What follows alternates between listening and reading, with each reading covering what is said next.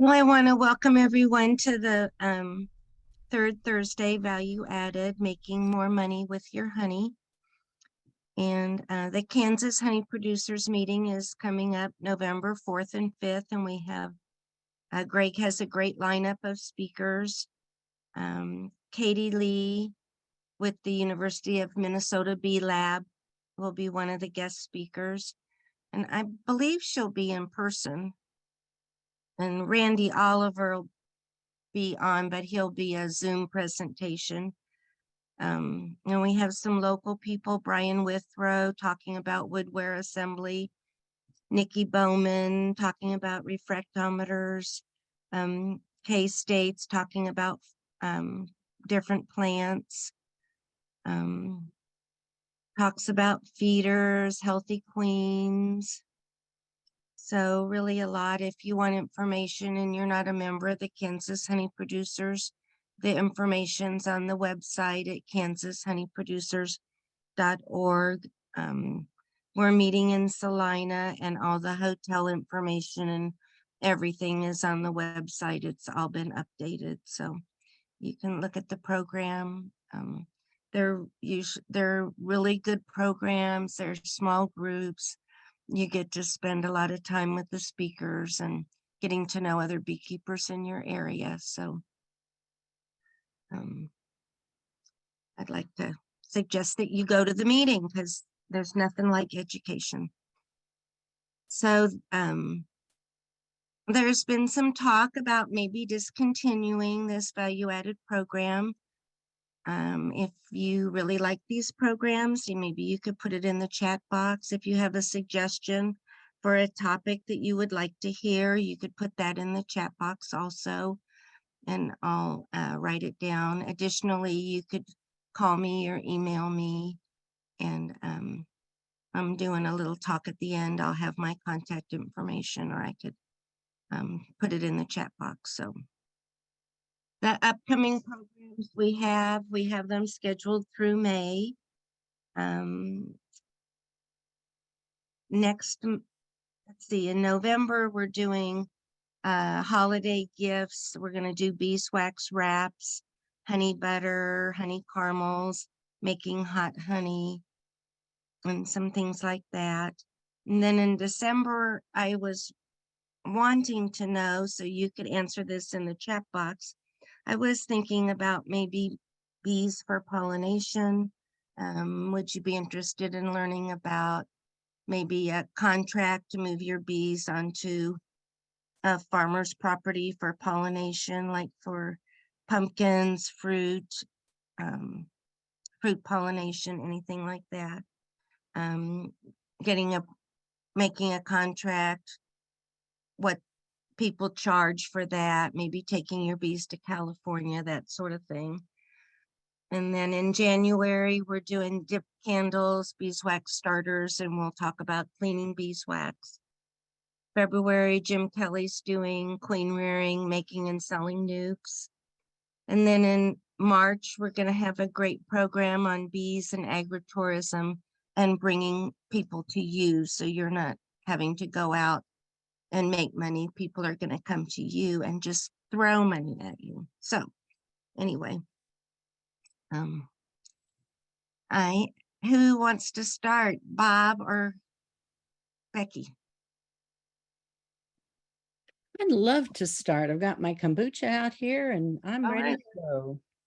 I'd also like to add to what Joli said. Joe Patrick, she's the Northeast Kansas representative to the Kansas Honey Producers, has been on this committee and invaluable in the things that she's offered. I've been a member of this committee.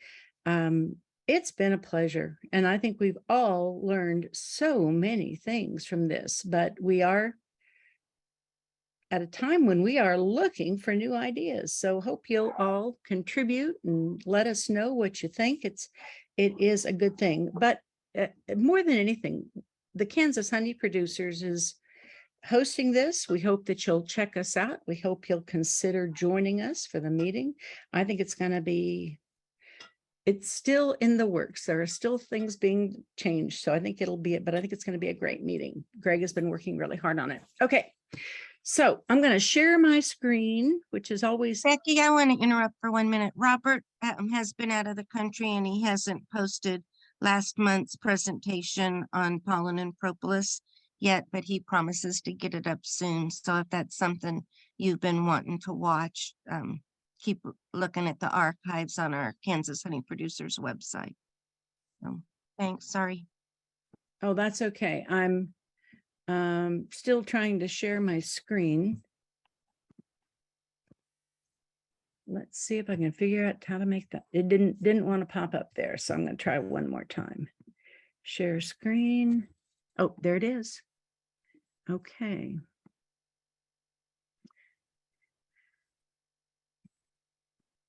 Very good. So if you can't hear me or something's interfering, please speak up. This is not my strength to do technology things, but we're going to forge ahead. Kombucha. Kombucha is an interesting kind of, we think of it as kind of a newer thing, a new beverage to have to drink. Well, the fact of the matter is it's not a new beverage at all. So we're going to talk about it.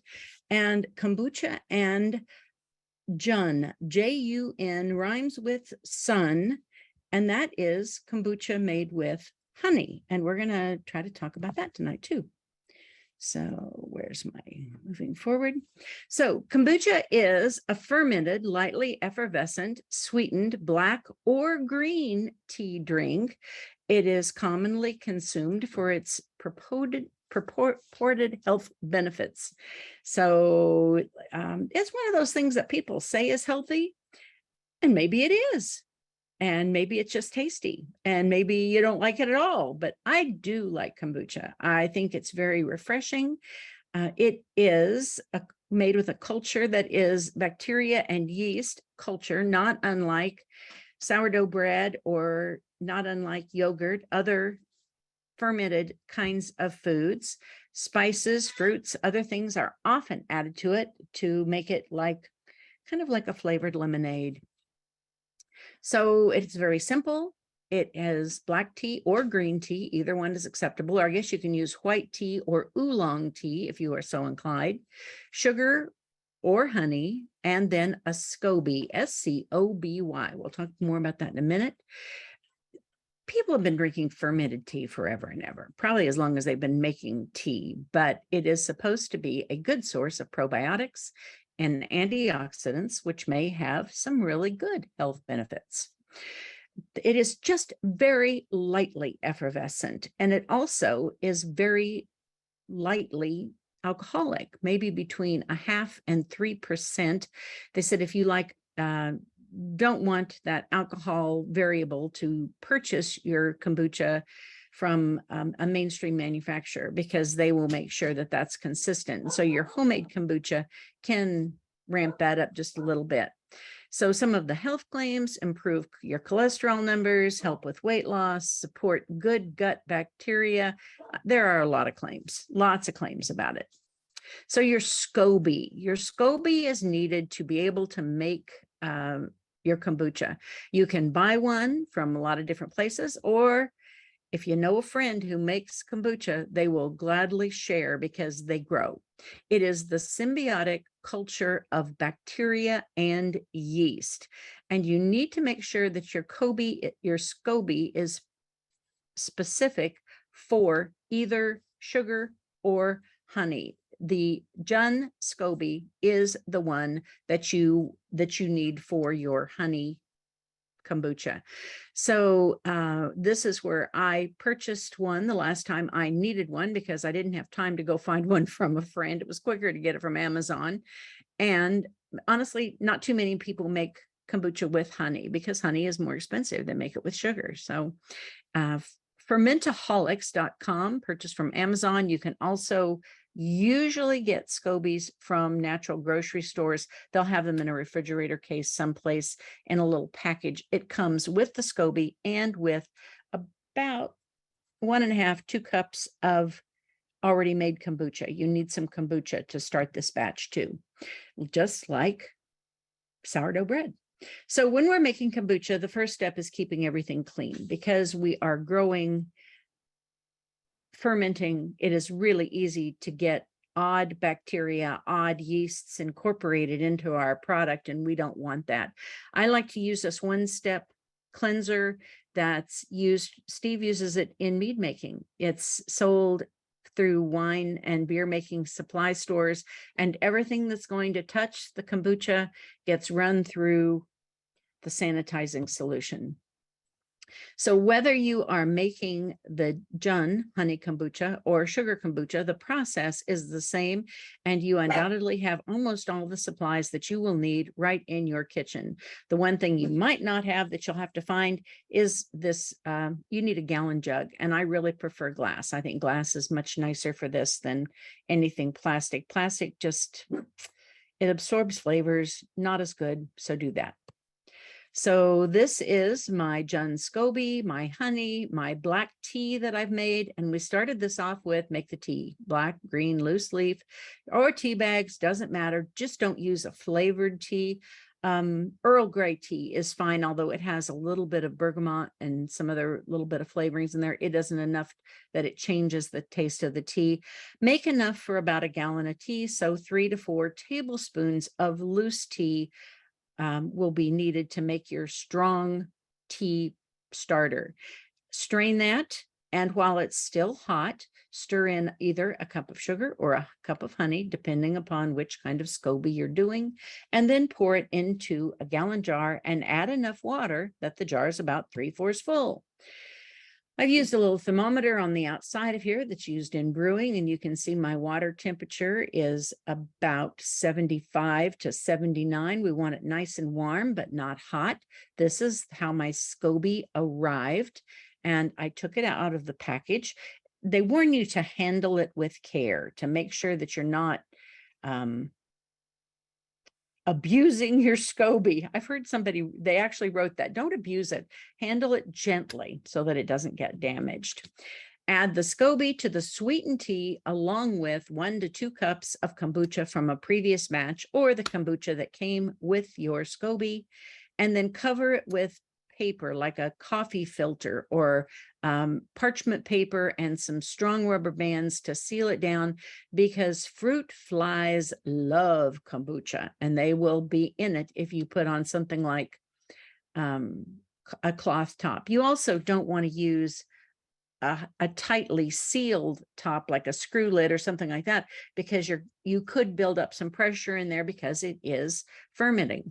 On your lid someplace, make sure that you date and put what we've got going on here. I made both sugar and honey Jun kombucha because I wanted to compare them. And this is it when it's nearly ready. On the left, that is the honey, the Jun kombucha, and the SCOBY has grown. It kind of created a thin membrane across the top, perfectly normal. It's the way it's supposed to look. Sometimes they'll be thicker and they will be kind of in a round as your container is round. They tend to fit the container.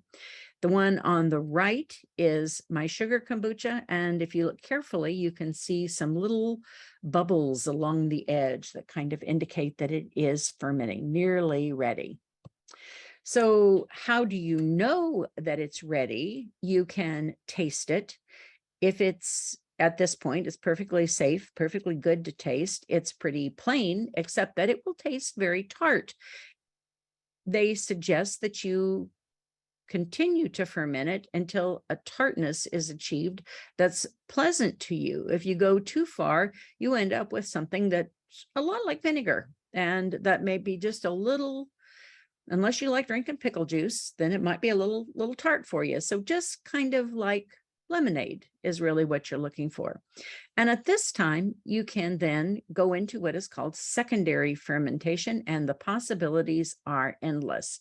This is the big book of kombucha ideas, and they have recipe ideas for everything from basil black pepper kombucha on through lots of ginger and citrus and all kinds of things with health benefits and all kinds of things that are just tasty. And so you can read to your heart's content. So this is what I did: sanitized my bottles. And the first step is to remove the SCOBY and about 2 cups of your fresh plain kombucha for your next batch and set it aside. Then decide what you're going to do for your secondary fermentation, and a funnel can come in handy to add those ingredients. I really like these swing top jars or bottles for doing that.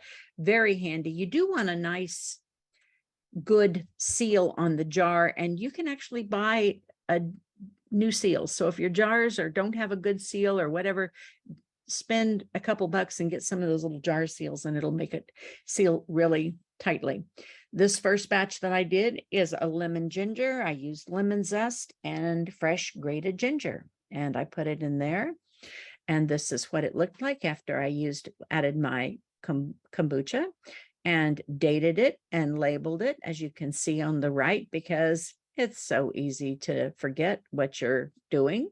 You're going to leave this at room temperature for 2 to 5 days. You'll have some this secondary fermentation take place, and you can then, when it has reached the stage that you like it, yep, that tastes tasty, put it in your fridge. So in the June kombucha, I made on the left lemon ginger and lemon clove. In the sugar kombucha on the right, I did lemon blueberry and apple cinnamon. Ken Hamilton, 86th Street Orchard, gave us some fresh apple cider that he had pressed that day, and I used about 3/4 of a cup of that and a cinnamon stick to make it, and it is yummy. So then what do? While that's doing its secondary fermentation, you start all over again. You make your tea, you sweeten it, you cool it, you add your SCOBY, and you wait patiently.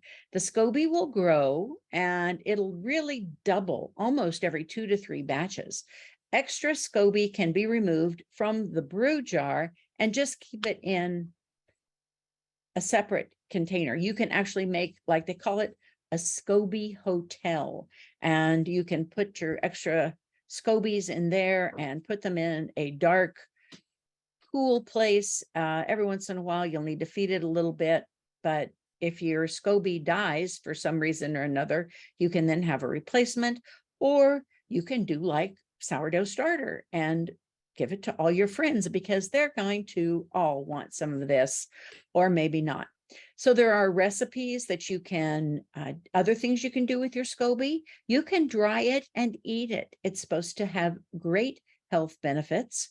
I have read a recipe recently for kombucha soap. Haven't tried that one. You guys know I'm a soap maker, so maybe I will. And that's just about it for your SCOBY and your kombucha.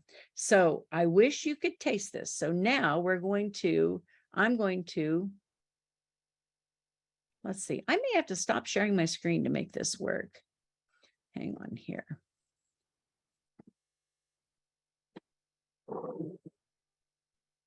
I don't know if you can see enough of this or not. This is the kombucha. That was the lemon ginger. And I'm going to use a little strainer, because then it gets the little particles out of it. Pour it into my glass.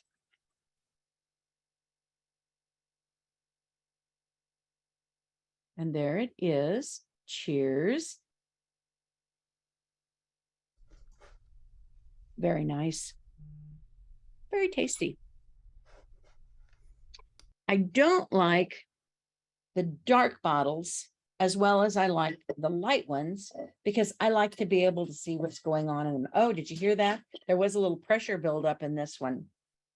So this one is lemon and clove, I think, is what it had in it.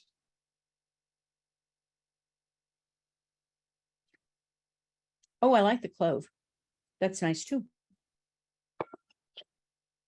When you're doing the fruits that have bigger pieces, like the blueberries, you probably need to be able to sift that out a little bit. So you'll want a strainer. But I'll tell you, the blueberries are very tasty. So it isn't like, oh, discard those, they're nasty. Nope, they're very tasty. So you can use those as well.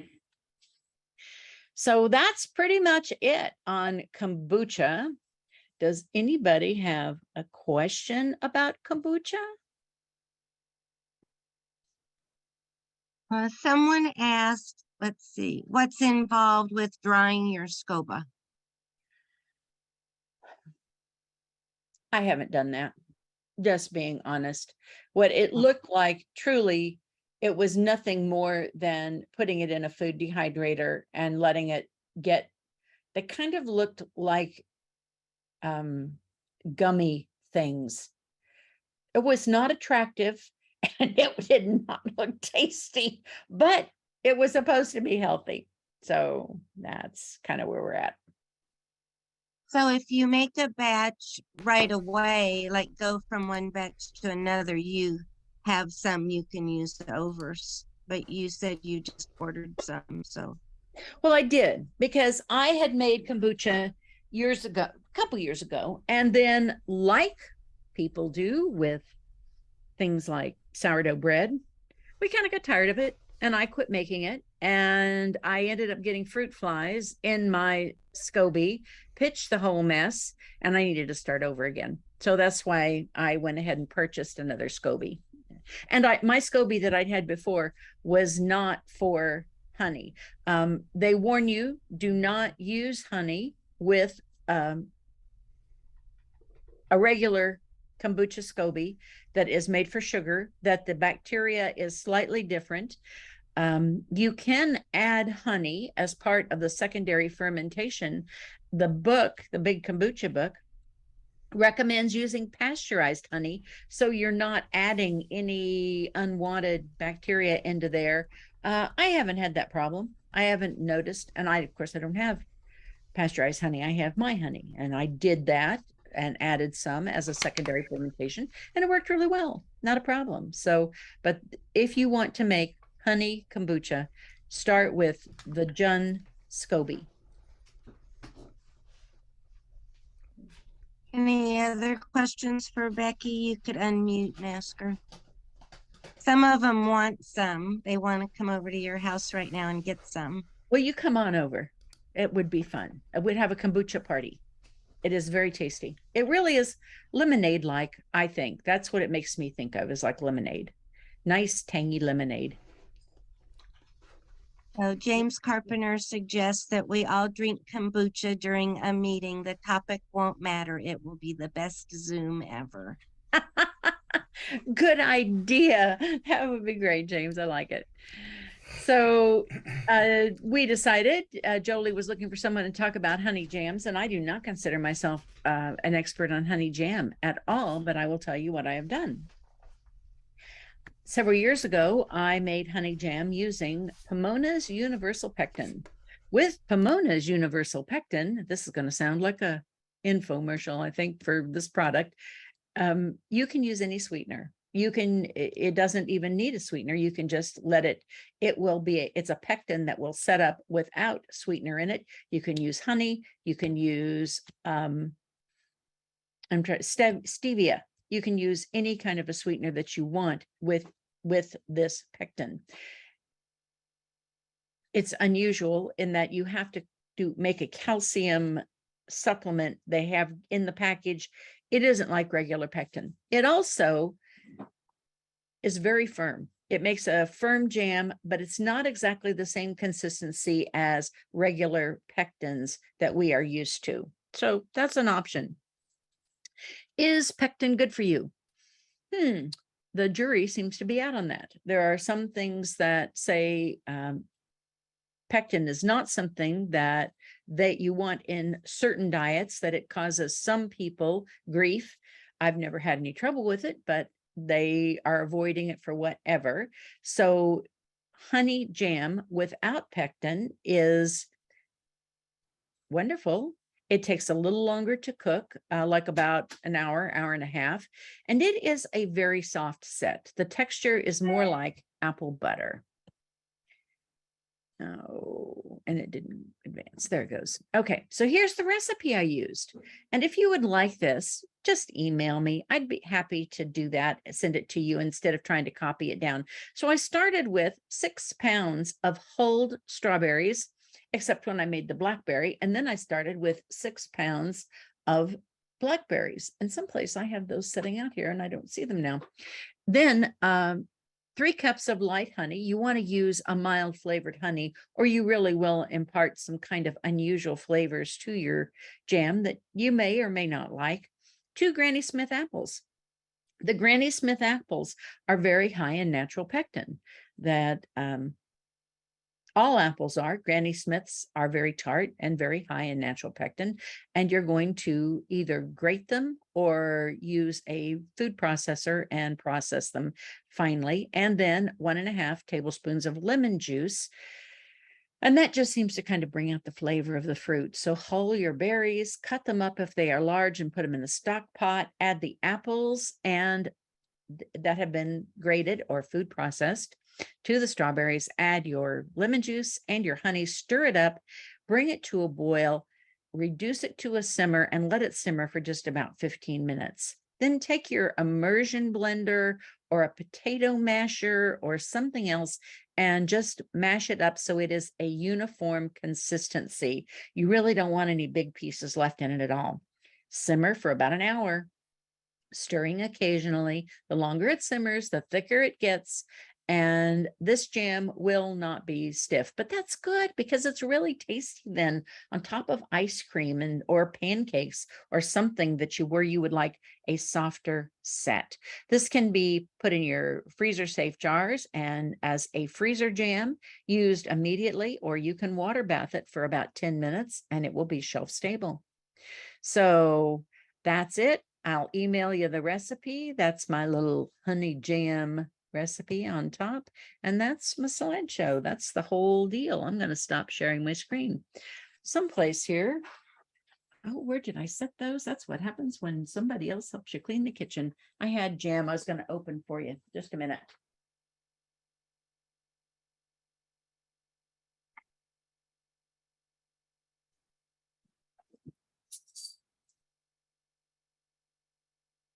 I am back. So here is the honey blackberry. I just wanted to show you kind of the consistency. It is softer than what you might expect, but it's absolutely delicious, has a nice honey flavor that remains in the product, and we have really, truly enjoyed it. It's a keeper. So questions about the jam?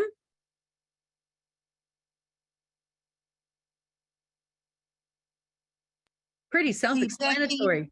Yeah, would you maybe type your email address in the chat box? Can Happy you to. do that maybe after Robert starts or something? They were asking. Well, I hope you guys will try kombucha. If you can buy it easily. It's available all kinds of places now. But I really think homemade kombucha is very much better than bought kombucha. You get a lot better flavor. So, okay. Thank you so much. And you're welcome so Jim much. Putnam said he's made it before, it looks like. Oh, cool. And Jackie Campbell wants to know if you can bottle the kombucha.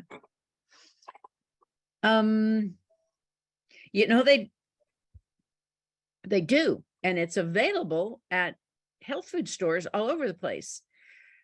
I don't know how you would do that. And the people that sell it at our market have it in big tanks like you would have beer or soft drinks in, and they just put it in like glass, like growlers, like people take beer home in, and it's just a fresh product, and they tell you that it'll be good for about a week. In my refrigerator, I think it lasts longer than a week, but I have not tried to actually bottle it for a long term. So if you do that, let me know. All right. Well, Robert Burns is going to talk to us about first, he's going to tell you how he finds his elderberries, because that is quite a treat when he explains that. And then he's going to talk about making elderberry jelly and comment about the elderberry syrup. So, with honey. Okay.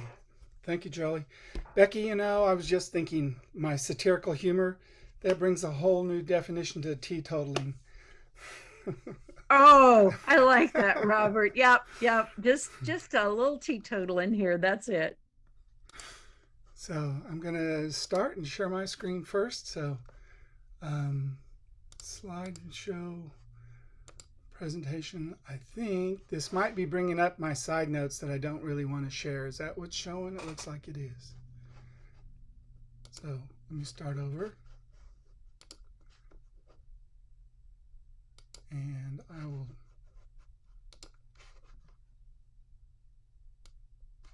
go back to, where do we go? Not sharing that yet.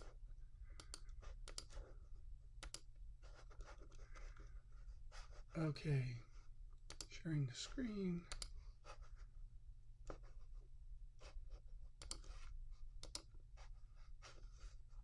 Okay, so there we go. So my name's Robert Burns, and I'm going to start this off with talking about elderberries. I can't remember exactly when I got into this, but it's been over a decade now. The genus is called Sambucus. There are several different species. Nigra is the European, and Canadensis is the American or the common species. There are a couple of other ones, but I don't know exactly how to define them. But they pretty much grow in the temperate and subtropical zones in North and South America. They're in Europe, Asia, and Australia.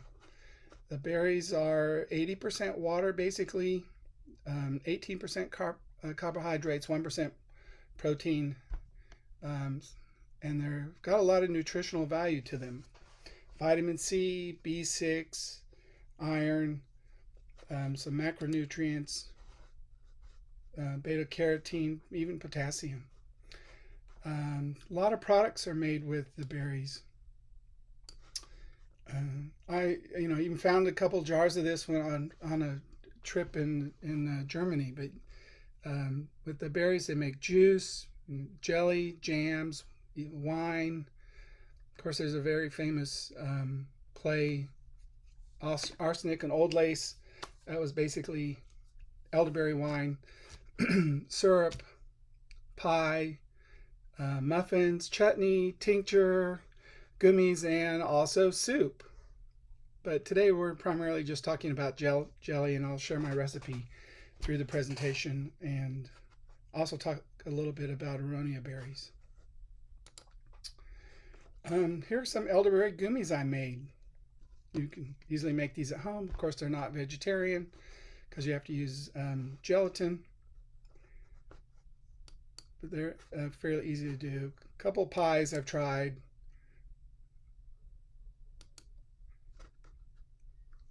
If you want more information, the website isn't available anymore, but they're out there in Google. If you're in Google groups, actually Facebook groups, so that's a good place where you can connect with other people and see what they're doing, just like with a lot of our beekeeping groups. It's a good way to get online and see what other people are doing around the country. Of course, we don't, the way you'd be looking for elderberries here isn't going to be the way you're going to be handling them if you were in the South, or if you were in Ohio or Kentucky or someplace. Of course, what we're trying to do is make jelly or jam and make it with your own honey. And why elderberries? Or I'm even bringing up aronia berries, but I'll tell you about aronia berries in a little bit. But they're very high on the antioxidant scale. And although aronia berries are on the highest, elderberries aren't far behind. And the main difference is that I really think the cooking elderberries brings out a lot of good flavor where aronia berries don't. Most of the aronia berries in the world are actually grown in Europe, and 80% of the world's crop is grown in Poland. But if you taste the difference side by side, although they come out looking about the same, the aronia berries to me just don't taste that great. And perhaps that's why maybe the market hasn't taken off so well in the United States. Iowa grows more elderberries than anybody else, and I actually get some of mine from some friends, relatives in Omaha that pick them in Iowa and bring them to me. But I do have a few bushes of my own.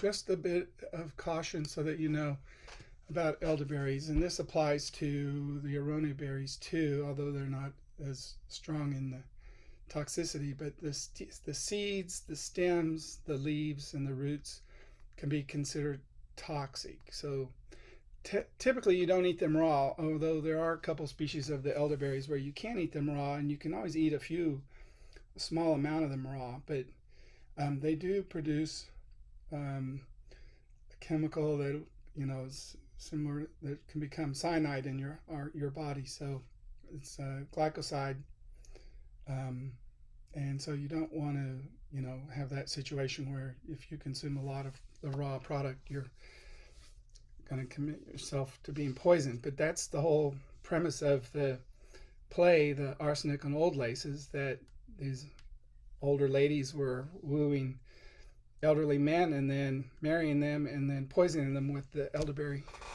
wine, and that was the arsenic in the wine that was killing them off. So if you know about that show, if you've ever seen it, it used to be the Tiffany's Attic Playhouse here in Kansas City a long time ago, before the new theater existed. So you want to make sure you cook your berries.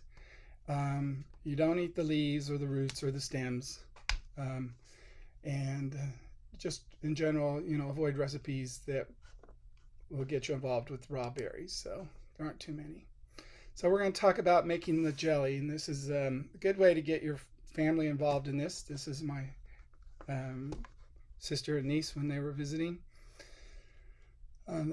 Making the elderberry jelly with honey. Becky brought up some good information about honey and pectin, and another thing that elderberries require is lemon juice. So when you're making this, you're going to be cooking the berries with water and making that into juice, straining that juice, and adding lemon juice to the product. If you're going to store it, I always add my lemon juice along with it so that I don't have to do it later. But then you're going to boil the liquid, the juice, and add the pectin, bring it to a boil, and then you're going to, I always add the sugar. So this recipe requires sugar and honey. I add my sugar, bring it to a boil, then I add the honey and bring it to a boil, and then you go through the process of reducing the liquid so you can get it to gel.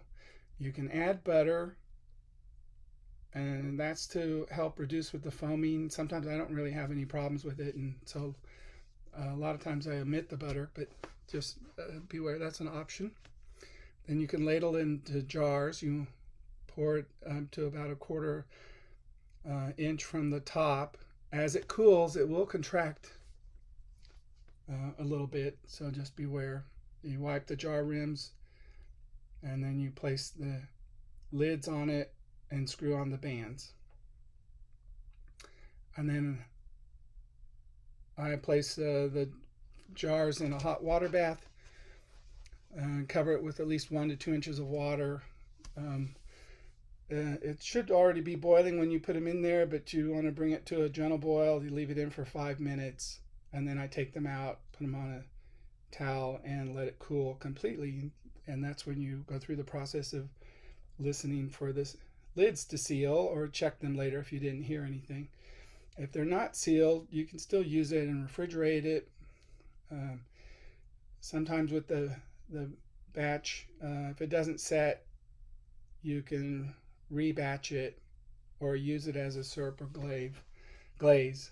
But the instructions that I've got and that I'll provide, you really pretty much want to follow that.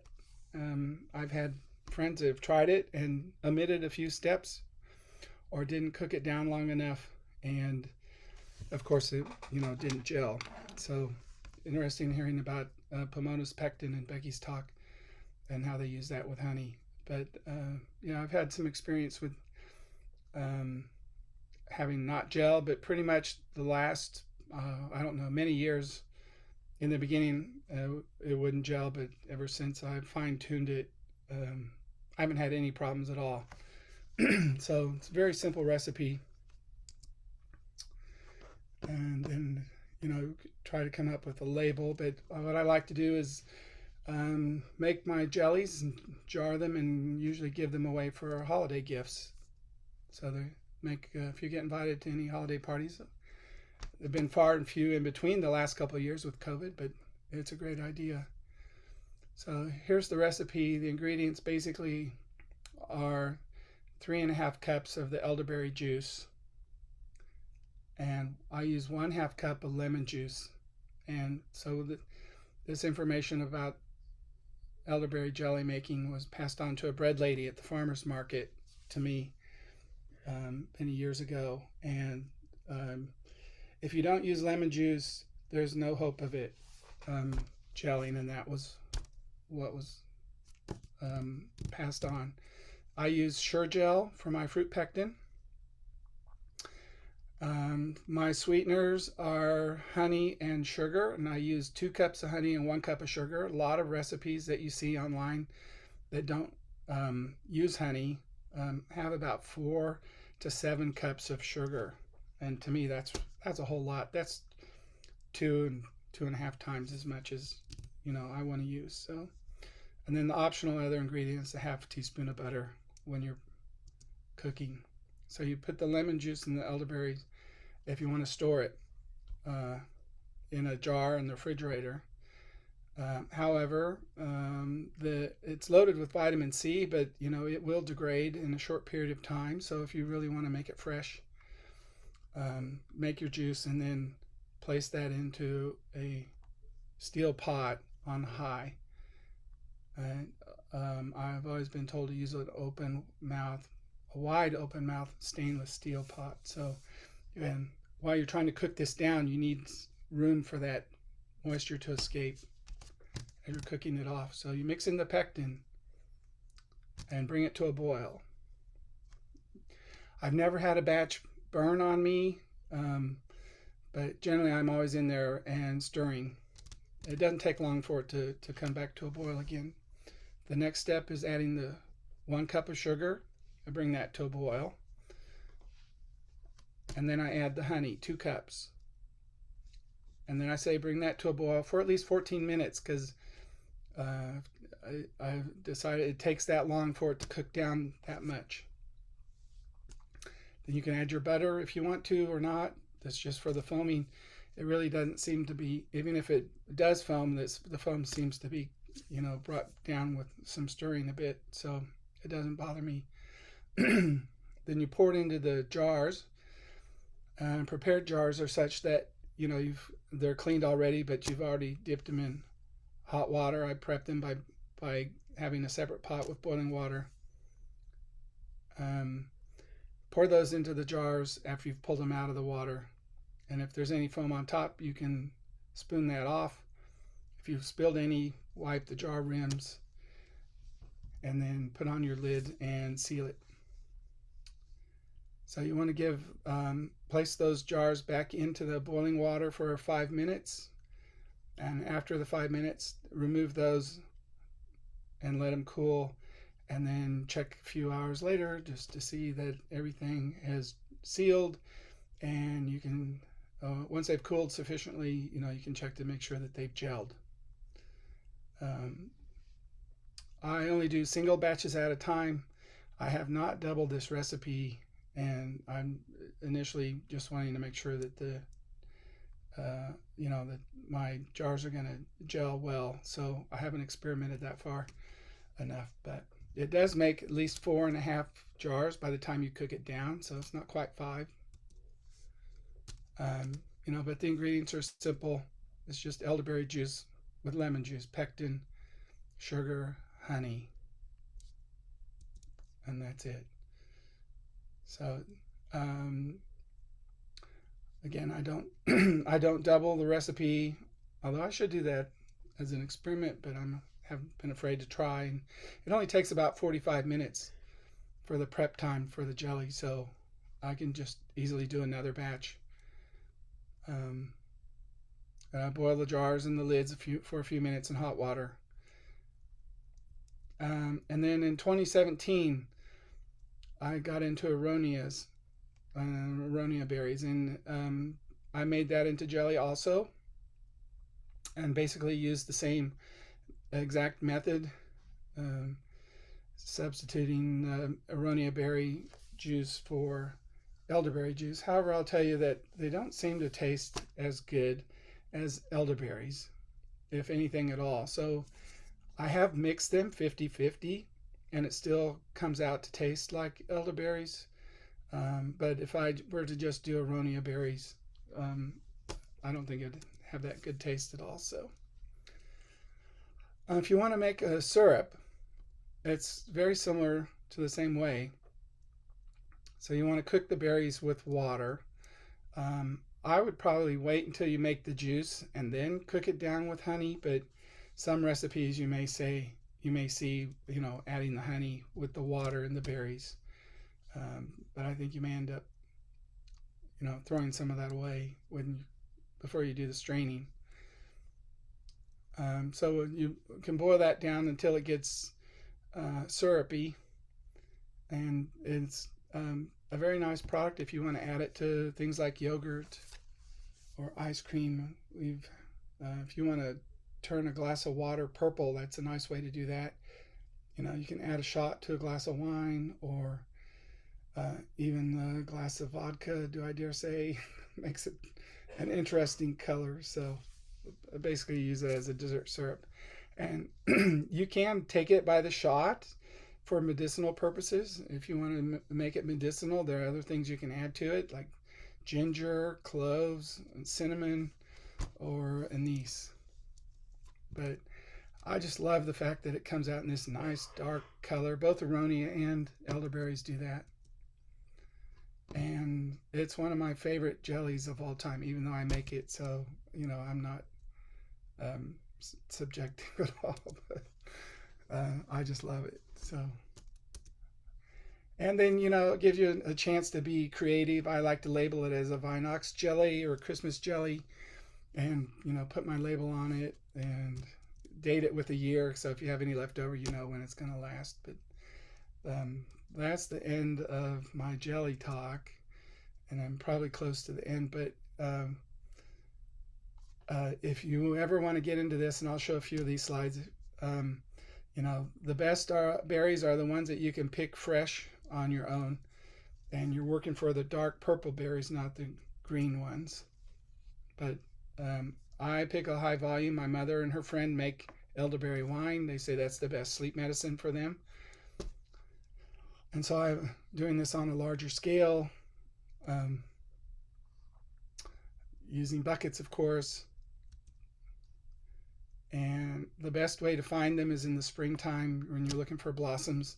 You can track them by the white blossoms. This happens to be growing at our driveway at the farm. Nice big bush. Sometimes you're driving by a field. This is actually also on our farm.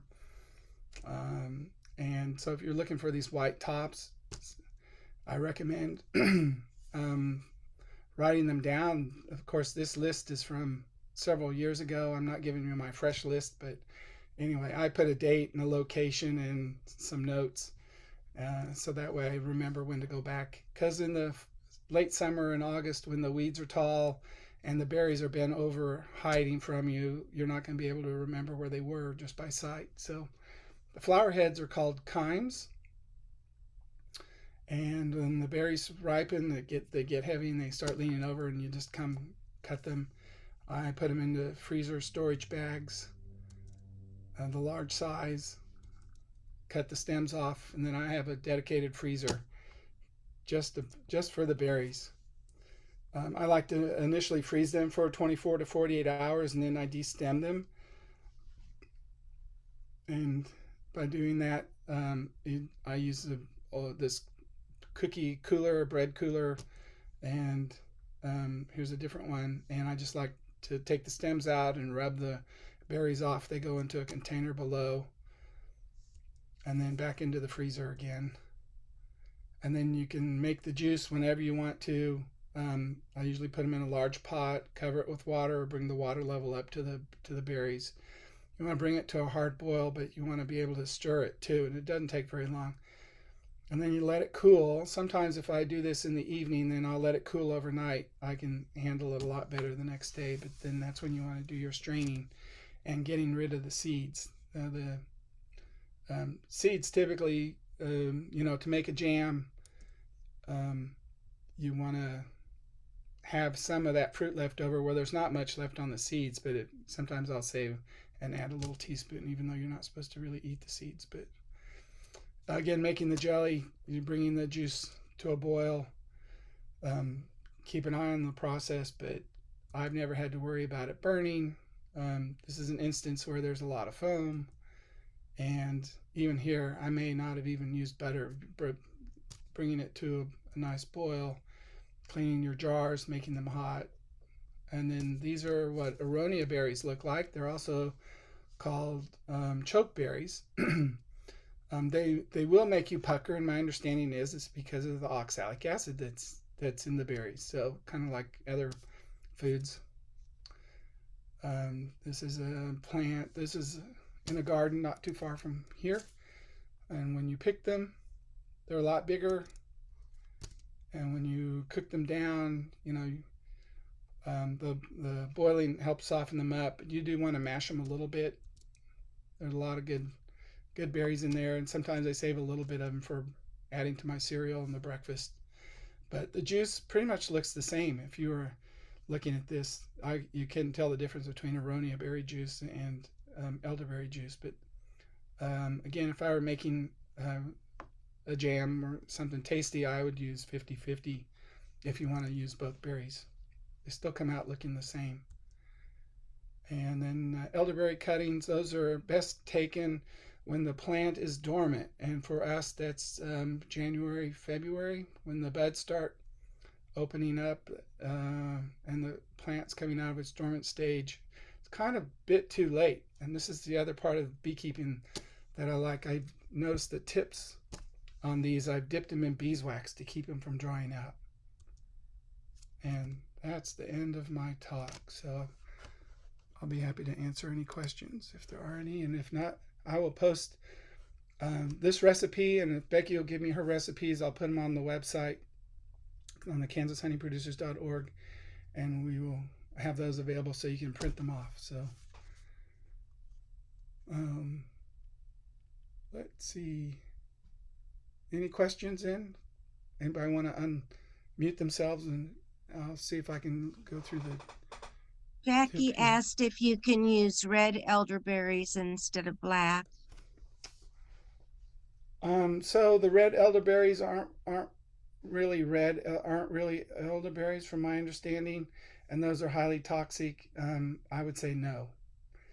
A lot of people get those confused. Elderberries are native to America, but the chokeberries, and maybe this is where it's coming in, are what people, the aronia berries are what people get confused. There's a red variety that is non-edible, and there's the purple ones, which are. So I would stay away from the red ones. Red means danger. Just keep that in mind. And then Steve wants to know, are the fumes while boiling toxic? No, fumes aren't boiling. They're never toxic. You can smell them. You're cooking basically all the poisons out of it or breaking it down. So that's what the cooking does. And your sister, Debbie, who was wearing a white shirt while she was making this, wants to know, make sure that she gets some for Christmas this year. Okay. And then Jackie wants to know what the ratio of berries to water is to begin with. Yeah, so Jackie, there's not a specific ratio, but I put the berries in the pan and let them thaw and then I add water to it, and you just bring the water all the way up to the top of the berries, maybe if not a little bit more. So it's not an exact science, um, but that's all I do. And Becky said it was very interesting. Anyone else have questions for Robert?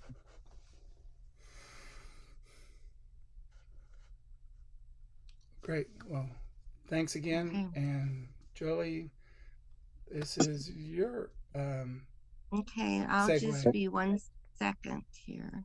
Robert, do you still have Yes. any elderberries left over? Or you still got in the freezer or not? My freezer's full. Because I've got when I was out in Colorado, I picked a bunch of choke cherries at my uncle's place, and I've got bags of choke cherries, but I haven't never, I've made elderberries jelly and jams and stuff years ago, but I haven't done anything for a long time. But I just want to, I didn't pick any elderberries this year, so. Yeah, I'd be happy to give you a bag. Well, either that or I can give you the choke cherries. You can make some more. Okay, well. Either way. All right, I just find that the the elderberries that they bring the taste and flavor to it. So the choke cherries, the aronia berries don't. Yeah, I was going to pick a bunch this year, but I never got around to it. Great. I'm sorry, Joli. Go ahead. I don't think I had it up. Let's see. Here. Is that it? Okay. There it is. So I have 3 slides. That's all it is. It's not much. So I just listed the future topics of the things. Not a single person put anything in the chat box of anything you want to hear. So we really do need your suggestions or we won't be able to continue this. So honey ice cream with fruit. I only put this in because at our Northeast Kansas meeting Monday night, someone said they wanted to know how we made the ice cream. And we've been making it for years and years and years, probably close to 30 years. At one of our first fun days, we had a volunteer who volunteered to make some honey ice cream. And we had that fun day out at our house, and he sat on our front porch and made honey ice cream and served it to everyone. So this, however, is Becky's recipe that she came up with, and I only do the fruit because the one that she does with for vanilla and chocolate has eggs in it, and every time I have tried to heat the eggs up first, I've made like scrambled eggs in it. I did it. So with the ice cream with fruit, this is the recipe we use. This for a 6-quart freezer.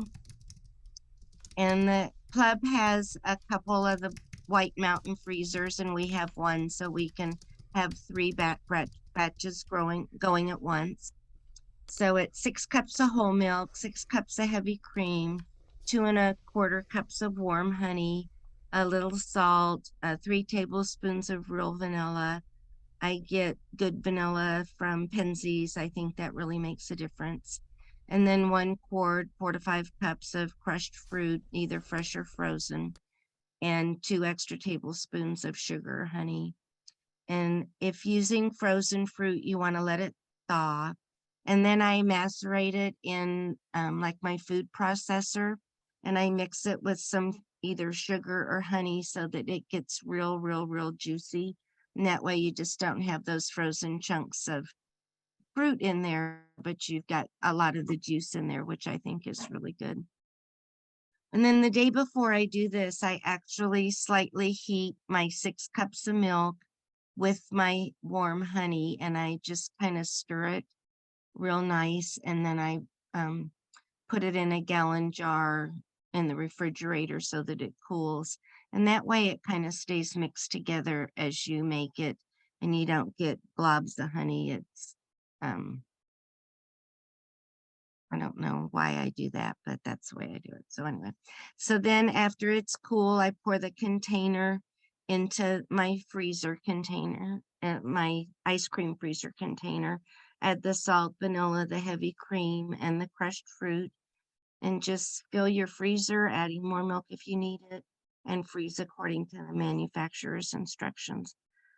The other thing is that I just lost what I was going to say. The other thing is that I don't know what I was going to say anyway. So you honey increases freezing time plus extra ice and salt is needed. We've kind of got it down to a system where you can strain out if you're doing multiple batches and kind of use the ice and salt water over again and add more ice to it. Oh, I know what I was going to say. That now you can't hardly get a 6-quart freezer. They're almost all 4 quarts. So you'll have to, of course, adjust your batch accordingly.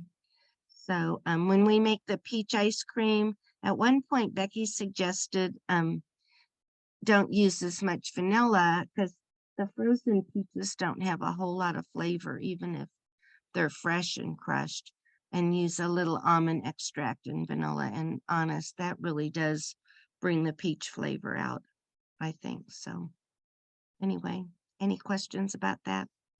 And if you don't want to make it, you can come to our fun day, which this year is Saturday, June 3rd in Lawrence at the Douglas County Fairgrounds. And Dr. Jamie Ellis from the University of Florida in Gainesville will be one of our guest speakers. So Judy Wu Smart and Autumn Smart from the University of Nebraska will also be there. Anyway, that's all I got. Thank you, Joli. I did put the location on the website, on the Northeast Kansas website of where we've got the recipes posted also for some of the other varieties.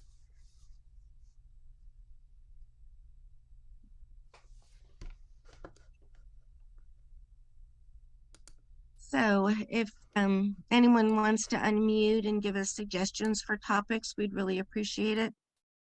If you'd like to be on the committee, we'd like to have some new blood on the committee. So I'd be happy to talk to you and add you. We could do Zoom meetings or whatever if you live far away, you know, like Canada. So, anyway. Maybe you could have a label making class.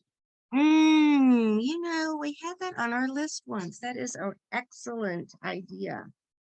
Excellent. Just use some programs that are fairly, that are pretty user friendly. If I can use them, they're user friendly. So is that what you mean? Is you want to talk about programs for making labels, or do you want to talk about labeling requirements like you have to have it say honey? What are you thinking there? Like labeling programs and where to buy the labels. Okay, that's good. I mean, we could actually do both, but yeah. 2 months ago, we did have the person from Kansas Department of Agriculture give a program on labeling. Well, it was on weights and measures, but he talked about labeling requirements, and the woman who did the Sharon, who did the certified kitchens, also talked about legal labeling requirements. So you could look that up. But yeah, that label making, that's a really, really good idea. Thank you. So Michelle was asking, have you done a presentation on how to make honey straws? The plastic ones, although she thinks she heard that you can use cornstarch on them, or she could be wrong. we have not done that. Be a possible future topic. Michelle, how were you using cornstarch?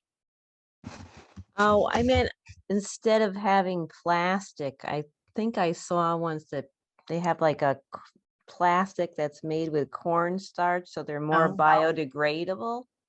That would be awesome, but I but don't know. I've seen it, but I don't even know how to make a honey straw. I think you have to use special equipment for it, so that's why I was asking. The honey is so acidic. I would think that might eat through those plastic cornstarch. But yeah, that's why I wondered if you really could do that or not. So But- here's another hat that we wear upon occasion. There's a group that's called the Great Plains Master Beekeeper Group that is based at the University of Nebraska.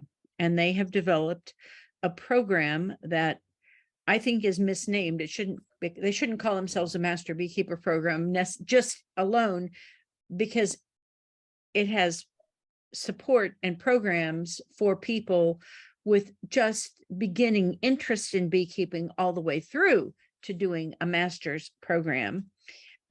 Steve, husband, is working on his master certification from them, through them. We've all been master certified through other organizations. The University of Nebraska had another master beekeeper program, but this is a new one and we're working on that now. And what he's doing is his honey straw making machine. It does take a machine. It is specialized, but that's part of what he's doing for this program. When he does it, which hopefully that's our winter project, it will have detailed instructions that you can build your own honey straw machine, probably without too much trouble, I would think. I don't know. Honestly, I'm not very mechanically inclined, and he swears that he could make it simple enough that even I can do it. I'm not sure, but we'll see. So another reason to investigate, to look at, to become part of the Great Plains Master Beekeeper program. So check it out. Yeah, he did a really good job presenting that over the weekend too. That was good. We will Thank you. caution that there are some people out there who make some honey stick machines that are questionable.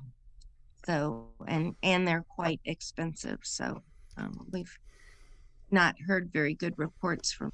So what else? True.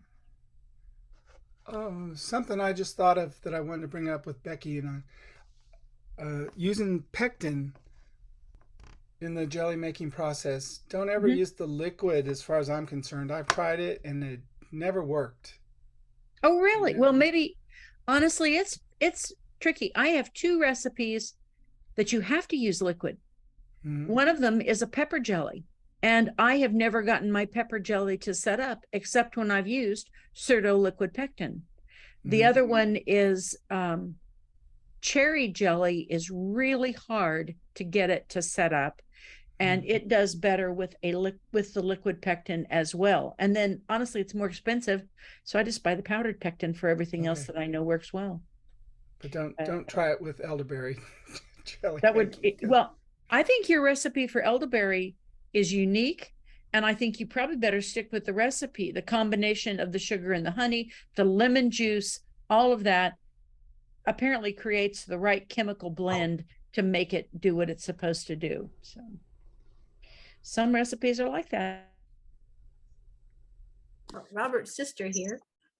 I wanted to speak up because I love his so much, and he's hand walked my daughter and I through both the elderberry picking, the freezing, and making the jelly, etc.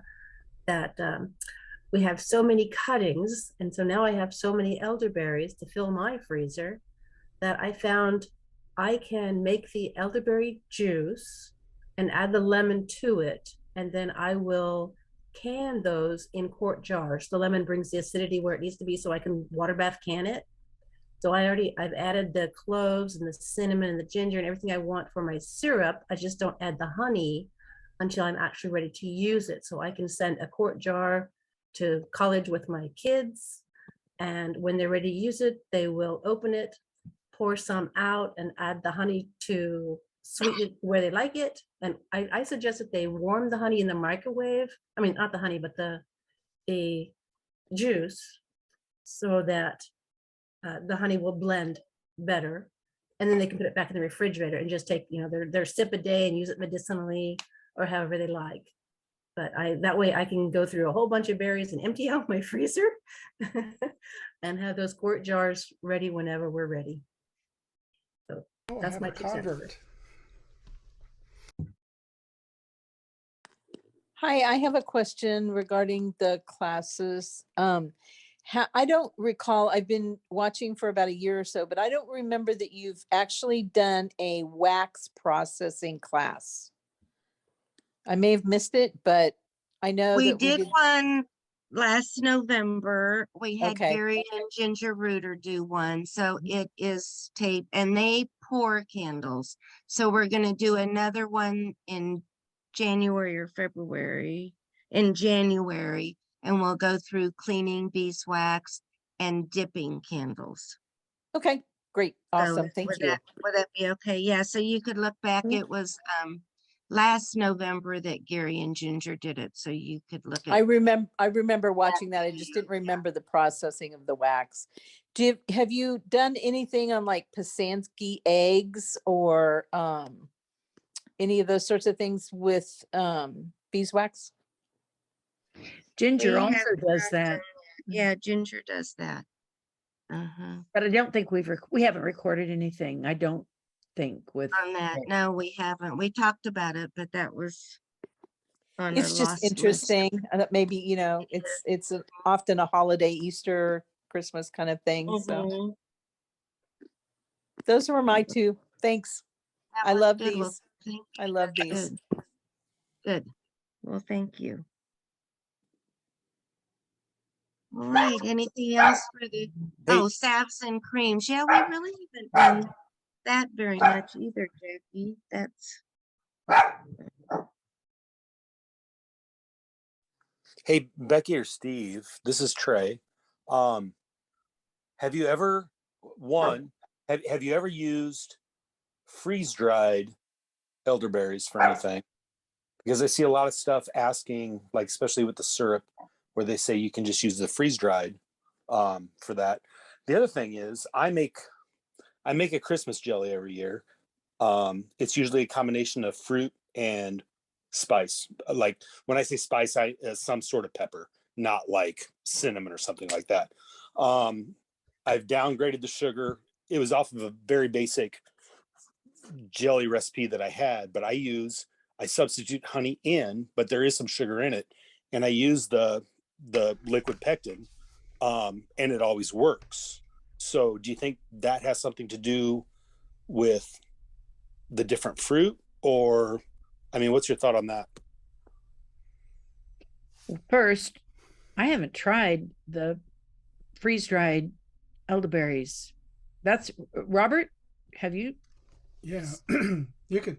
My understanding is you can buy them that way and then reconstitute them by adding water. Cooking them that way and making juice with them. But no, since I've got so many places to go find them and a freezer full, I've never had to buy them frozen dried. No, but it might make good cream, honey. Yeah. With good health benefits too. That would be good. Mhm. Trey, as far as your pepper jelly, it sounds like you've hit on a great recipe, that you've got a good combination going there. The pepper jelly that I make, I use liquid pectin, and we're talking like jalapeno pepper jelly, although sometimes it gets other peppers thrown into it besides jalapenos. But it does use the liquid certopectin, but I've never put any honey in it, but it'd be worth a try. Well, I was just wondering because I use, like I said, I started with the first sure recipe, and I downgraded the sugar, and then I added honey, and then I always use a fruit as well. So it might be a raspberry jalapeno, or it might be a blackberry habanero.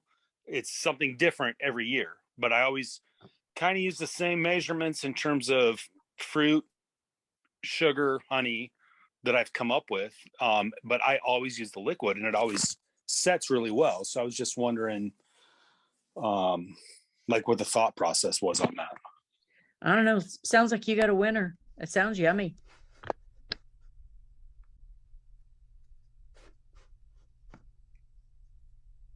Jackie's asking if we have anything for sea buckthorn. I thought that was I've only heard of it like as a oil, like as an ingredient in soap or lotion or something like that. I don't know what sea buckthorn is, I guess. unmute yourself, Jackie, and talk to us.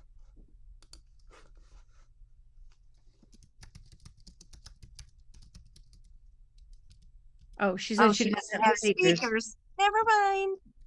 So I don't know. I've seen a lot of lotions and salves with sea buckthorn, but otherwise I don't. We'll have to look at that. So yeah, send us some Jackie, info. you have different things than we have. That's cool. Yes. But yeah. Jackie is our Canadian follower. So all right. Anything else for the good of the order? I think we're good. Thank you, Robert. Thank you, Becky. Appreciate it. It's great. And thanks for the ideas. You've gotten us through the year. So I think that those are some great ideas. Thank you. See you next time. Bye-bye. Thank you all. Robert, for manning Nice this. evening. Mhm.